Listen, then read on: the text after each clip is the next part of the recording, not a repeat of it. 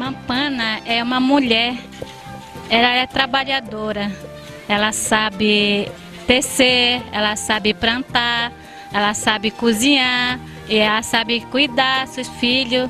Então, a Mampana é uma mulher que trabalha muito, trabalhadora.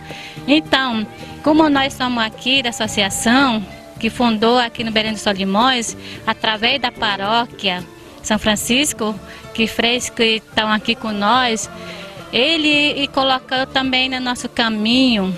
Associação somos nós, né, daqui de Belém do Solimões, moradores, agricultores que trabalham na roça. Então, nós se juntamos, nós reunimos, junto com a paróquia também, né, que os freios que estão com nós.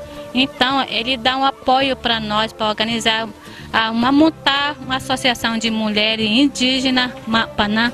Muito bem, depois dessas lindas confecções, claro que precisa de pessoas qualificadas. E quem foi as pessoas que vieram aqui ensinar vocês as técnicas? Vocês tiveram parceria com outro órgão?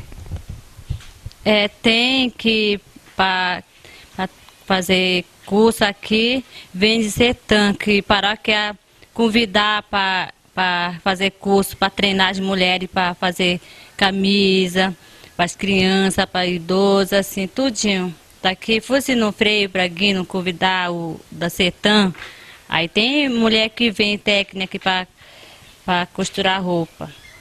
Então, por isso que nós coloquemos Mampana, porque é uma mulher que sabe cuidar seu filho, sua terra e plantar, né? Então, cozinhar, faz tudo, mesma coisa, faz artesanato também.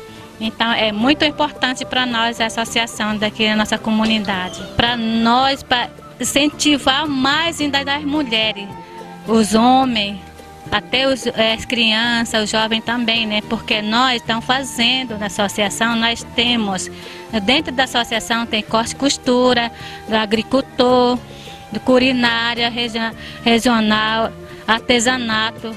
Então, nosso trabalho é isso, junto com das mulheres e os jovens também. Tem vários cursos que veio através da associação, através da paróquia também. Então, nós como associados, em trabalho com a roça, nós entrega também merenda escolar no colégio. Como aqui tem 2 colégios, só que nós entregamos mais só uma colégio, porque um não tem prédio, aí um tem, como é Evaremovatia.